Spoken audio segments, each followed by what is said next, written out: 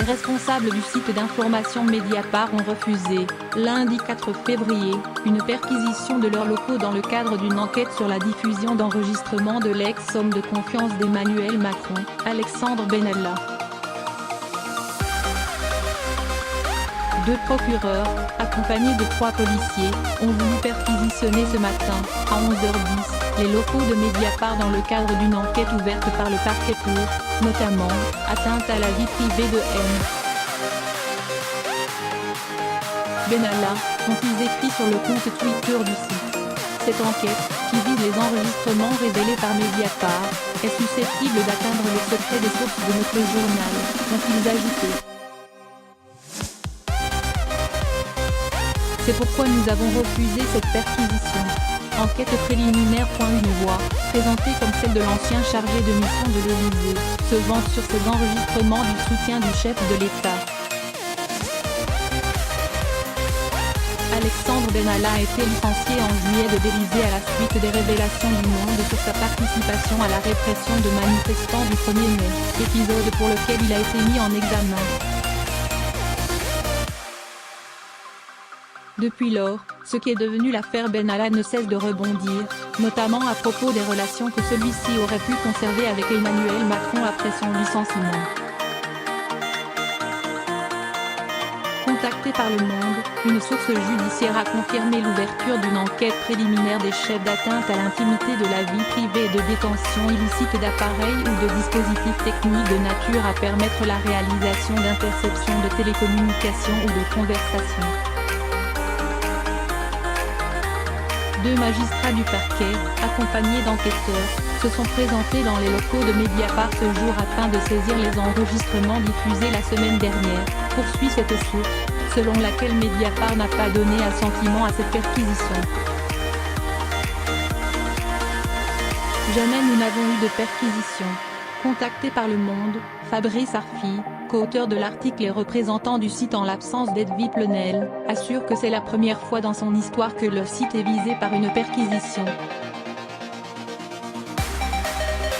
Vers 11h10 sont arrivés au journal 2 procureurs et 3 policiers pour une perquisition, dans le cadre d'une enquête préliminaire ouverte par le parquet de Paris pour, notamment, atteinte à la vie privée, après la publication par Mediapart d'articles sur des enregistrements de l'ex-conseiller de l'Élysée. D'autres motifs étaient aussi cités, tous liés aux conditions d'enregistrement de ces documents. Ces motifs montrent que cette perquisition est une mise en danger majeure de nos sources. Comme le droit nous y autorise, parce que c'est une enquête préliminaire, nous avons refusé. Et dénoncé cette situation extravagante. Le procureur n'a pas exclu de revenir avec un mandat du juge des libertés et des détentions, qui rendrait la perquisition coercitive. Le journaliste poursuit.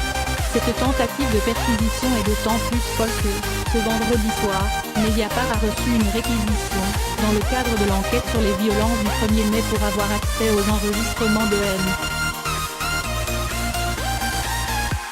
Benalla que nous avons révélé jeudi. Et, ce matin, nous avons répondu que nous étions d'accord pour en transmettre le contenu, déjà évoqué dans nos articles.